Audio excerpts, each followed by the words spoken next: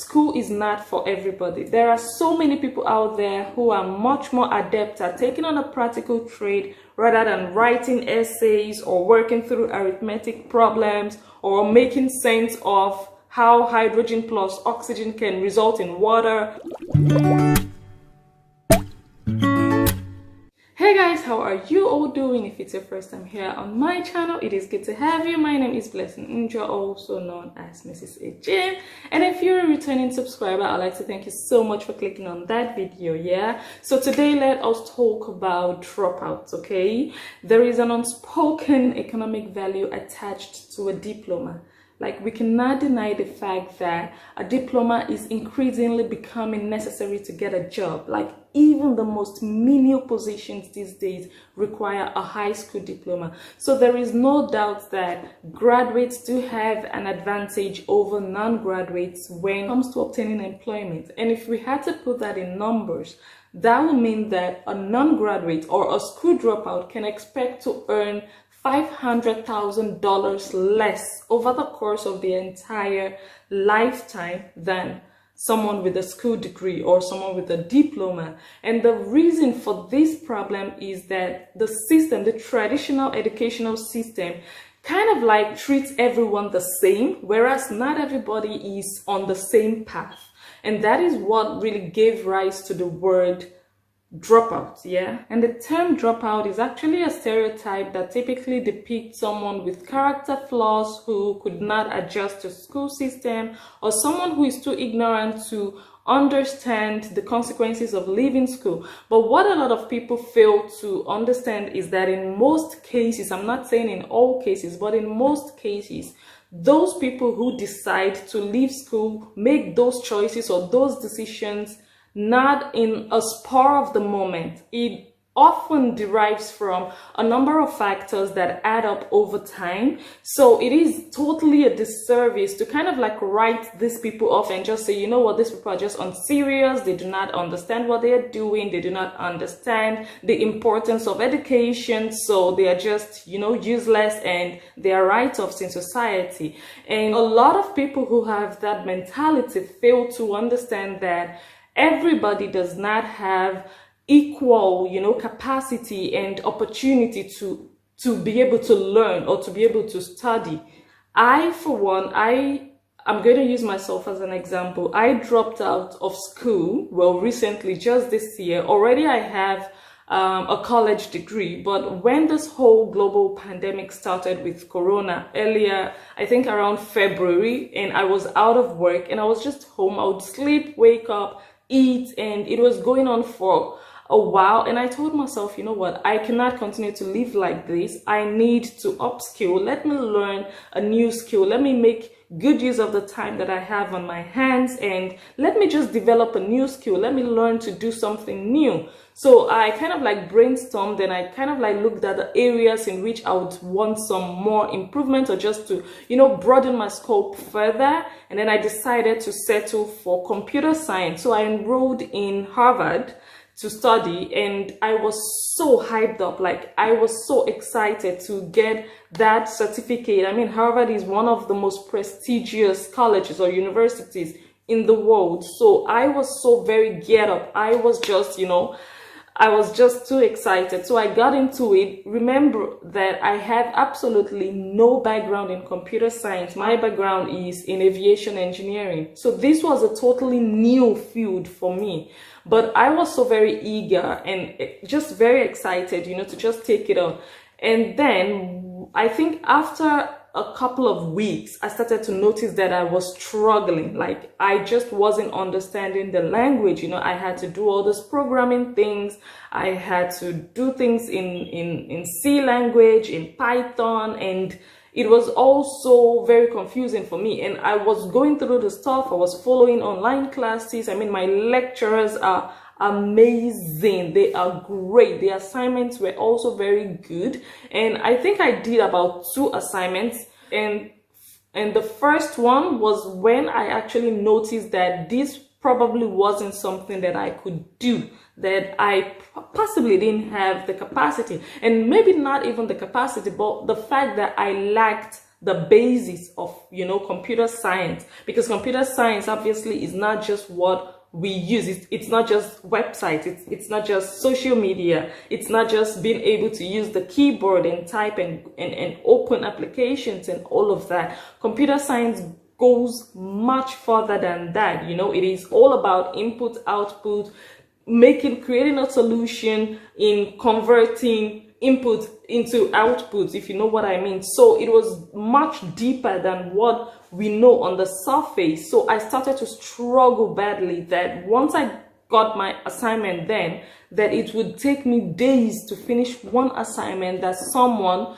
with a computer science background might finish in a couple of hours. So I would wake up on my computer, I am sleeping on my computer, I am eating on my computer, 24/7 I am there, and I have a kid. And if you guys remember, I don't know if you saw my last video or one of my last videos, that I was talking about the fact that my husband at that time was stuck abroad because of the restrictions and the lockdowns, and that when all the borders were you know, closed, that he couldn't travel back home. So for 5 months he was away, and I was here alone with the kid, and the daycare centers were shut down. Like everywhere was closed. So I was home alone with the kid. So I had that responsibility on the one hand, and on the other hand, I had my assignments that I had to submit, because I had a time frame that I had to do all these things. So I started to struggle. I would spend days on one assignment, and I would have a bad headache. I wasn't sleeping well. I was stressing out because I just wanted to have these things so badly.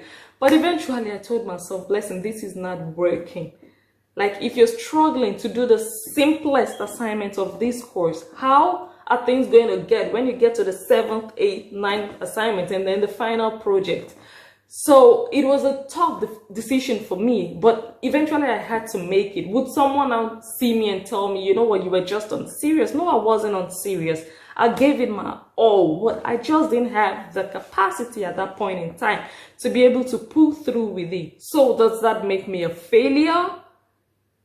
Do I feel disappointed in myself? Absolutely not. And that brings me to the fact that students who drop out of school face social stigma, fewer job opportunities, lower salaries, and a higher probability of involvement in the criminal justice system, not even to mention the fact that they are substantially more likely to depend on social welfare or public welfare and health services. All of this might be true, but where I personally have a problem with is the fact that society for some reason has an issue with people who choose to drop out and follow a trade rather than completing school.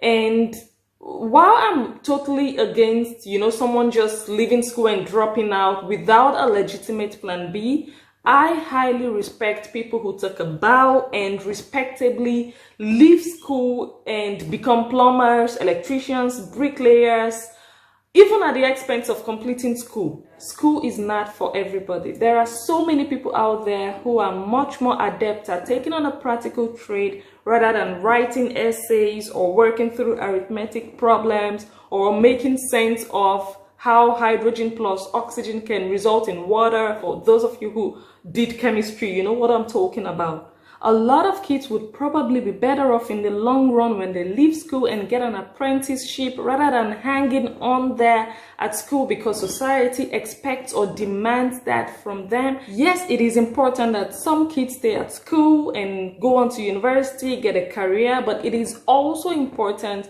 that some kids get a good technical education and should be encouraged to do so. Countries do need educated members of society, but countries also need very, very good tradespeople and innovative entrepreneurs. Society must stop to employ that pigeonhole mentality, which makes it really difficult for people to really take different routes and make changes that are important for them.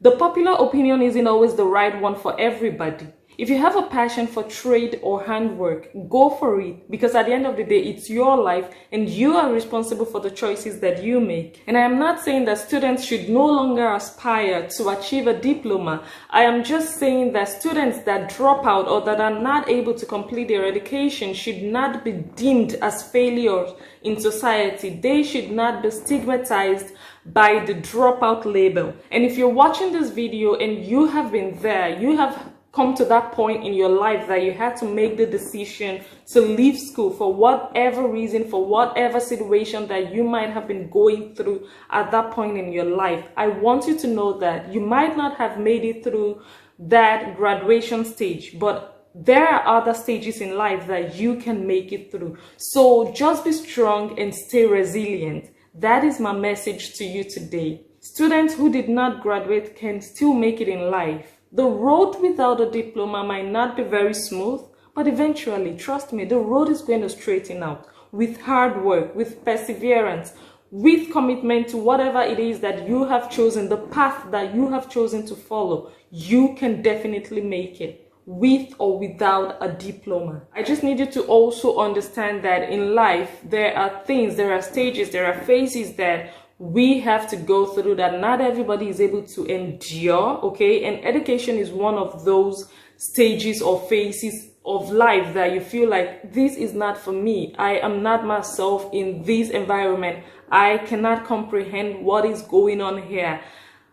I totally understand that, and society should also start to understand it. It's just like marriage. A lot of people get married and after a few years they get a divorce because they cannot go through with it. And society has kind of like replaced that stigma for divorce. They have replaced it with acceptance and compassion. So why can't we do the same for dropouts? Like, why do we continue to stigmatize those children who are just not able to understand what is going on in school? Or maybe they're just going through a phase in their life. They are going through problems at home. They are going from foster home to foster home. They are having abuse issues and they just cannot concentrate on education. And that just doesn't feel like the right priority for them at a point in time. Or they are just not understanding what is going on in the school environment, that it's just like a waste of life for them. It's better that they take on another trade, you know, get an apprenticeship. Like I mentioned earlier on, I was in a place in my life that